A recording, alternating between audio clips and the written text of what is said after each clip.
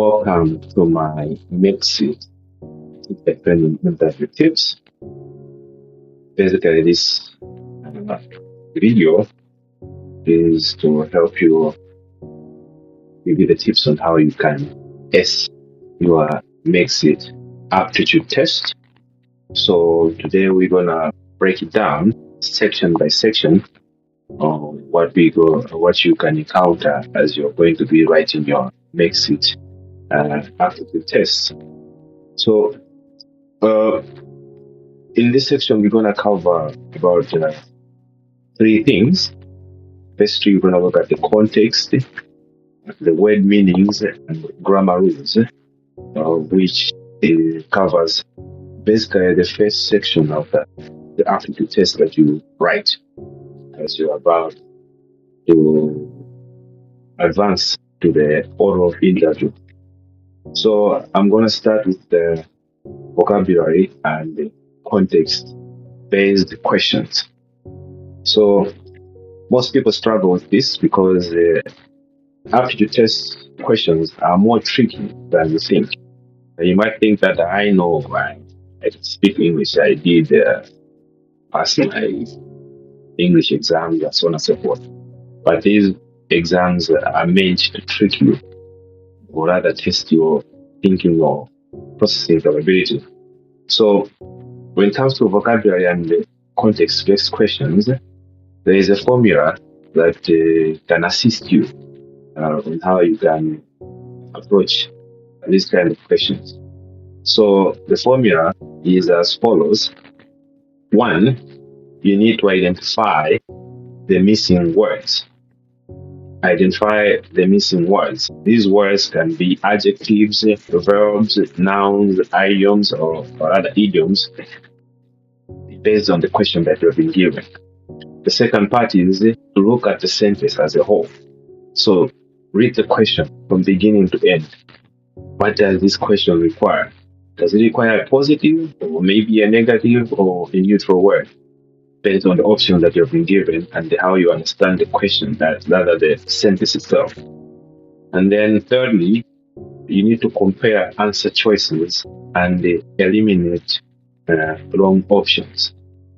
So look at rather use word meanings as well as logic to compare the choices that you've been given, and then you eliminate the wrong options, and then that will narrow it down to which answer you're supposed to you can choose as your best answer. And then fourth, check if an idiom or phrase is involved. This is more important because some phrases have specific meanings. So based on the meaning, that can direct you to the correct option which you are going to choose. And then lastly, you substitute your final choice back into the sentence. Does it make sense grammatically or logically? So you substitute it, and then you read it again, and then does it make sense to you grammatically or logically? So this is important because it forces you as a test taker to understand the context, not just guessing words. Some people just do a go pick my banana and then you choose the correct word. You might remember the aptitude test also you test your speed. It's not just choosing the correct words, it's also about the speed to come up with the correct word. So if you are able to process this formula fast way in your head, it might help you do better. So as a test taker, you need to understand the context, not just guess the words. Also, it will help you eliminate trap answers, because some of the options that you're given are traps. Sometimes the answers might all seem correct, but there is one that's the best answer. The rest it might not fit grammatically. And then also it ensures that the idioms and the collocations are used correctly. So you have to have knowledge of idioms as well as collocations and how you can use them correctly. So we are going to go through examples, about 1 or 2, 3 examples to illustrate what I just told you. So let's look at example number 1. So this question says, a judge should be dash in case. A judge should be dash in a case. So we have 4 options. We have disengaged, we have disgruntled, we have disinterested, and disposed. For me, approaching this question, the first step, I'm going to do it scientifically. So I'm going to go step 1. The word describes the judge's attitude. The missing word that I'm looking for, if I look at this sentence, it's basically an adjective describing the judge's attitude. A judge should be what? So just describing the judge's attitude. Secondly, from my basic knowledge about judges, I believe that judges should be neutral and fair in any case. So which means the option that I'm going to choose has to be related to this idea of neutralness and fairness as describing the judge. So if I look at disengaged, option 1, disengaged. Disengaged means uninterested, but a judge is still involved in this case. So if you are saying disengaged, it means it is not involved. So this option doesn't apply. The second option says disgruntled. What does disgruntled mean? It means unhappy or irrelevant. So I would take that one out again. And then option 3, disinterested. Disinterested could mean being impartial. So neutral and fair, as I already said, the judge should be neutral and fair. Disinterested, impartial could be right or the correct answer. And then the last one, we have disposed. So disposed means inclined towards something. So which means it's the opposite of neutralness and fairness in this case. So that one is no.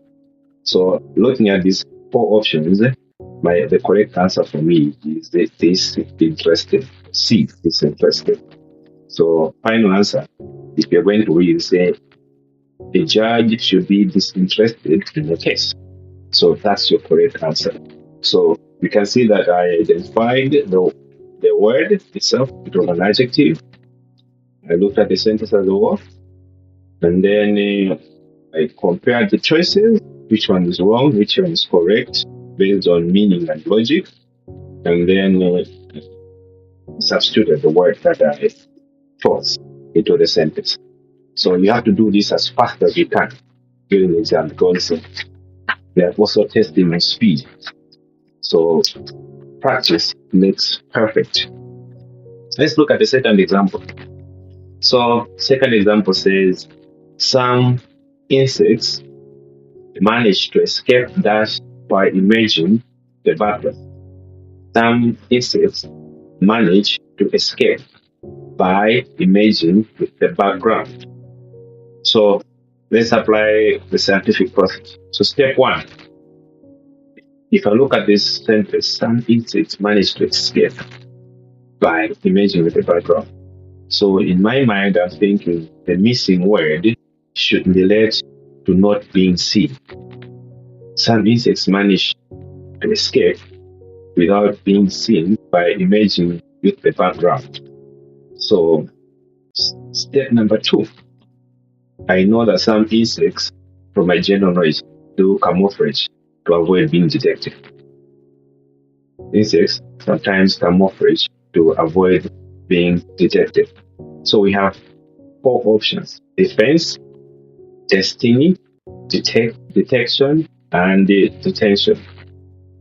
So defense, some insects manage to escape defense by imaging. So doesn't fit with the meaning that I'm looking for. And then 2, destiny, irrelevant, which is very relevant to this. Escape testing. Nah, it doesn't matter. Escape detection. So to avoid being noticed, detection means escape detection would rather mean avoid being noticed. So this one for me would be the correct answer. Detention, very unrelated to the context. So the correct answer in this case is detection. So if I'm gonna substitute this one, I'm gonna say some insects manage to escape detection by emerging with the background. So it's escape detection. That's the correct answer. The next answer, rather the next example, or rather last example that I'm going to give you is, for example, this question: you look a bit dash. Are you alright? You look a bit dash. Are you alright? So scientific method. Step one: the word missing in my thinking should describe someone feeling unwell. A bit something, which basically could be a phrase or an idea. So step two: context suggests the person doesn't look well. In this case, you look a bit something. Are you alright? So it means it has to be kind of negative. Doesn't look well. So let's look at the options. Beyond repair, we have in the pink, under the weather, or off the top of your head. So we need the words that we are looking for here to be an idiom or a phrase. Fill this down. So you look a bit beyond repair. This is too extreme for me as an option. More about broken, but this is more about broken, but beyond repair as a car or something after an accident. So no. In the pink means a very healthy, or the opposite means you look a bit in the pink. So if in the pink means very healthy, so it's the opposite. So this one, no, again. You look a bit under the water. So under the water, the idiom means feeling sick or unwell. So this one also could be the best answer for me. Let me check the last option. So you look a bit off the top of your head. Off the top of your head means answering without thinking deeply off the top of your head. So it doesn't work in this case. Are you alright? No, it doesn't work. So the correct answer again is C, under the weather. So if I'm gonna replace it, say you look a bit under the weather. Are you alright? So that's how you do it. And as a recap, I would say 1, identify the missing words, or in other words, part of speech, or what kind of, maybe it's an idiom or a phrase like that. Secondly, analyze the sentence context. Either it's positive, negative, sometimes formal, or sometimes informal. 3, use elimination.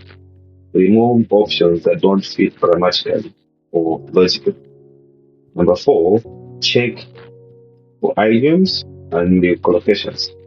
Does the phrase sound natural to you or not?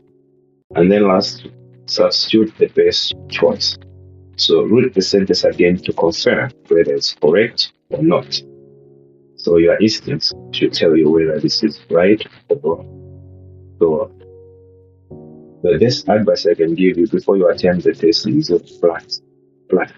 practice more. There are previous tests that they put on the website. Go download it, practice. This is just to help you on how you can approach the questions. This is only section 1, where I was looking at vocabulary and context-based question. So next, I'm gonna do section 2, which is grammar and sentence structure options.